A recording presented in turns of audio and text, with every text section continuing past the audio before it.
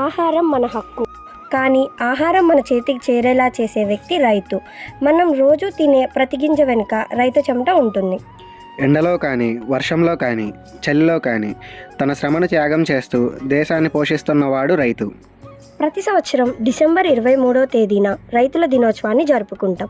రైతుల సంక్షేమానికి జీవితాన్ని అంకితం చేసిన భారత మాజీ ప్రధాని చౌదరి చరణ్ సింగ్ గారి జయంతి సందర్భంగా ఈ రోజున రైతుల దినోత్సవంగా గుర్తిస్తాం.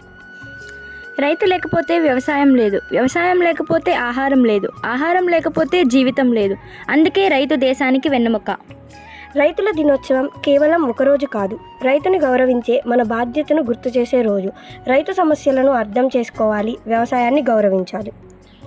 మన పిల్లలకు చెప్పాలి, డాక్టర్, ఇంజనీర్ కావచ్చు, కానీ రైతు లేకుండా ఎవరూ బతకలేరు. రైతు కేవలం పంటలు పండించడు, దేశ భవిష్యత్తుని పండిస్తాడు. రైతుకు నమస్కారం, రైతుకు వందనం. రైతుల దినోత్సవం శుభాకాంక్షలు. జై జవాన్, జై జై జవాన్, జై కిసాన్. కిసాన్.